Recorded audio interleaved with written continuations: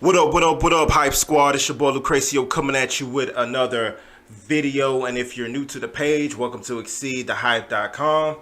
To join the Hype Squad, all you got to do is click the subscribe button, alright? So, today's video is entitled, Why do the Cavaliers keep taking so many L's? Well, as we all know, the Cavaliers went through a lot of changes.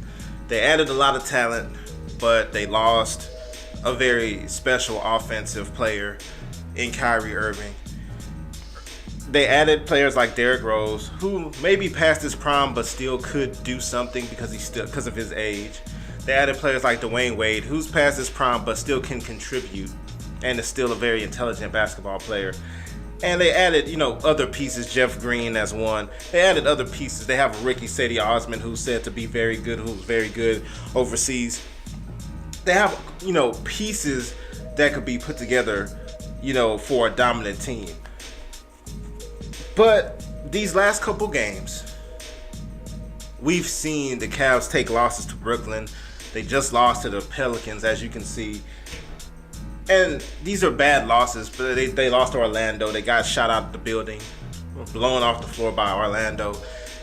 And it's kind of alarming. Now, when I say alarming, I mean a very small alarm, an alarm that you could barely hear, basically. Not a big alarm, not something you should really be worried about, but an alarm nonetheless, right?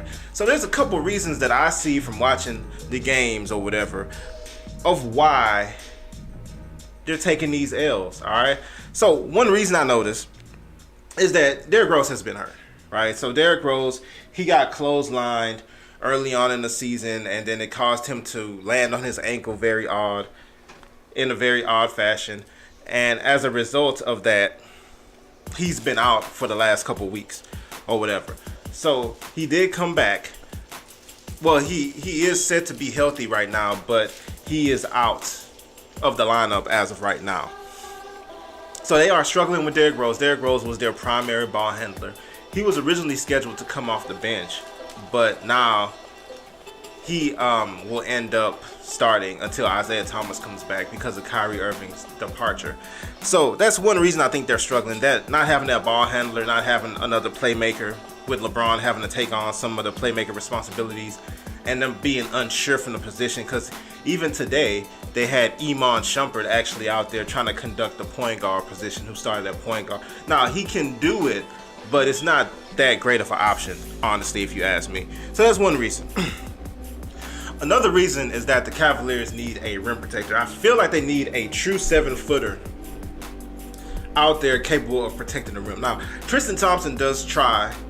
He does give them some production at that position or whatever when it comes to, deferring people who come to the rim or denying people who come to the rim. But I just feel like they need a true 7-footer out there.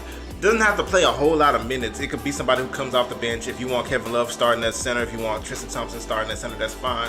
But just somebody who could come off the bench and really change, if they notice teams are getting to the basket easily or whatever, to really kind of change the flow of how it's going, right? So I really feel like they need to pursue that via trade. Another reason they're struggling is because they're changing their identity. So last year, they were a team who was just poor defense. They just waved the white flag on defense and said, we're just going to outscore teams, right? We're just going to try to score 120 points every game. We're going to shoot a bunch of threes, and since we have such great shooters, we're going to knock down a bunch of threes and blow teams out. And they did that for the most part. Now, they won 50 games, a little bit more than 50 games or whatever, but, it wasn't that impressive, really. The defense was terrible last season. And then, they just really couldn't stop teams or whatever. The three-point shooting was good most nights, but if it wasn't, then they would lose easily. So, and obviously we saw how that turned out in the finals. They couldn't stop anybody because they hadn't stopped anybody all year. So they're changing their identity. They're trying to play better perimeter defense.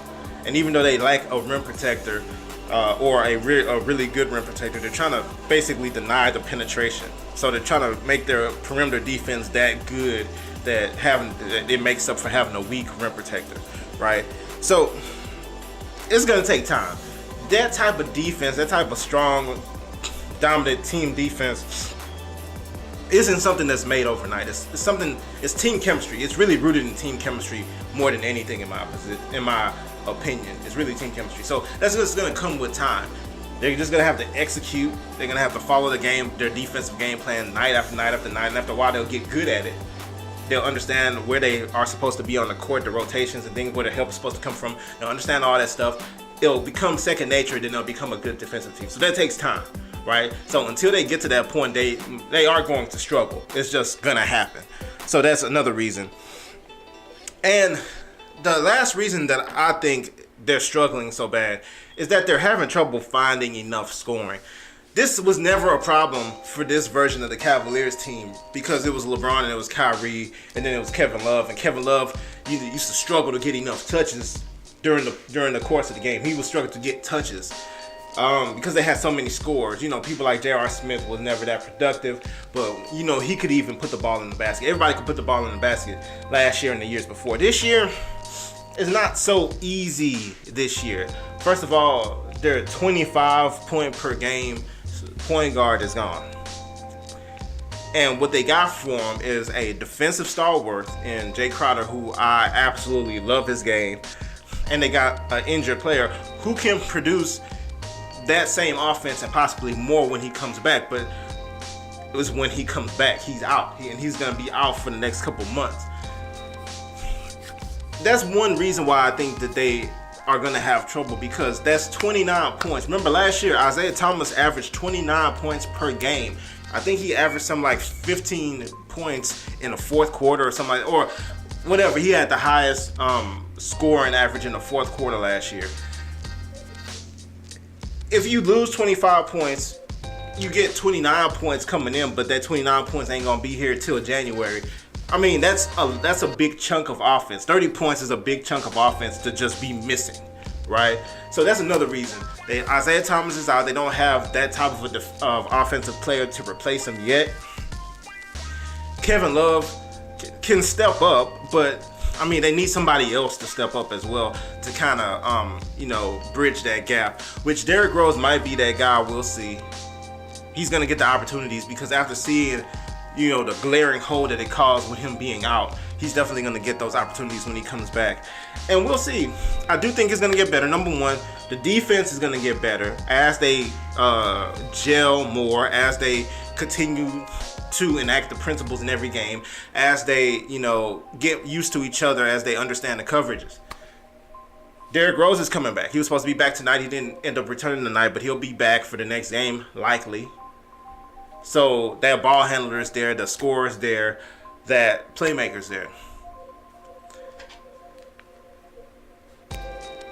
The rim protecting thing, I think that's going to be interesting. They really just that's going to be acquired via trade. They tried to get somebody from the D-League last year in Eddie Tavares or whatever.